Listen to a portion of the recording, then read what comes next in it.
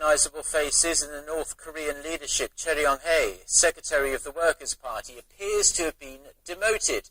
Speculation first arose that Choi had tumbled down the ranks last month when a state media report, Choi's name was mentioned after Hwang Byung-seo, who is the director of the General Political Bureau of the North Korean Army. Choi had been named before Hwang since last October. Now, North Korea experts suggest the army chief has leapfrogged Choi as the regime's second most powerful man. They say North Korean leader Kim Jong-un might be trying to ensure certain figures do not concentrate too much power, and it could also signal that Kim is confident that he has cemented his position. German Chancellor Angela Merkel is on her first official visit to Japan in 7 years. On her first day there, Merkel called on Japan to face up to its wartime atrocities just as Germany did after World War II. Kim Ji-yeon reports. German Chancellor Angela Merkel discussed Germany's reconciliatory efforts after World War II on the first day of her two-day visit to Japan. At a joint press conference with Japanese Prime Minister Shinzo Abe on Monday, Merkel said Germany's reacceptance by its European neighbors following the war was possible because it has squarely faced its dark past. Merkel said that her country also made sure that the Nazis' horrendous acts would never be overlooked by history, something she regards as a precondition to reconciliation.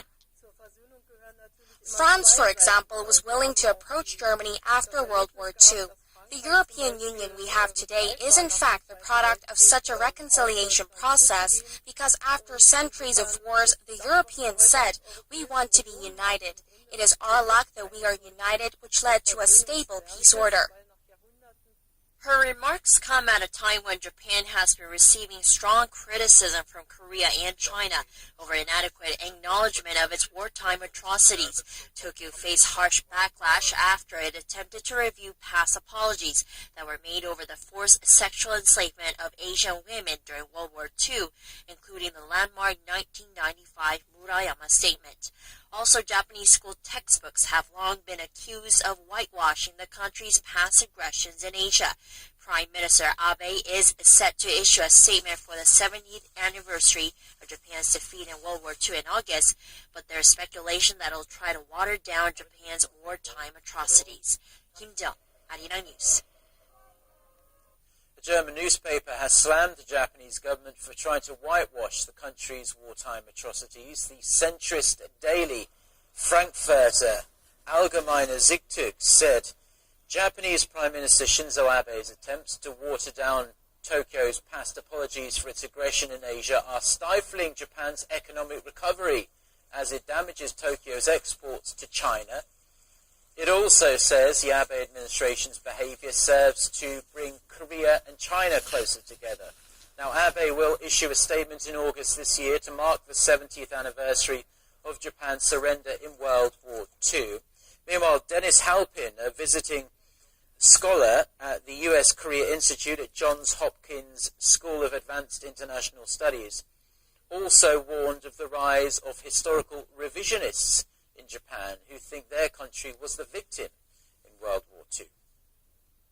Nearly a year has passed now since the sinking of the Seoul-ho ferry. It was a tragedy that left more than 300 people, most of them high school students, dead or missing. And now efforts to honor the victims have continued even beyond Korea's borders, where in the United States, 2 of the victims were awarded a special prize for sacrificing their lives to save others. Kwon So-ah reports. It's a medal they will never wear. 2 young women who sacrificed their lives to save passengers on the ill-fated Seoul-ho ferry were awarded gold medallions at a chapel in Philadelphia on Sunday for their acts of bravery in last year's disaster. Choi Hae-jung was a teacher at Tanwon High School, which is where the more than 320 students on the ferry were enrolled. They were on a class trip to Jeju Island. Choi is said to have gone down with the ship to save as many people as possible. Park Ji-young was a member of the crew who reportedly saved around 50 passengers before she died, handing them life vests without leaving one for herself. We will think of the prize as an honor given to us by our children and will live our lives in proud service of society. The Four Chaplains Memorial Foundation is a non-profit established by U.S. President Harry Truman in 1951 in remembrance of four chaplains who went down with a torpedoed cruise ship during World War II after saving other passengers and giving up their own life vests. We feel that this act by the two young ladies, Ms. Choi and Ms. Park, is directly related to the sacrifice of the four chaplains.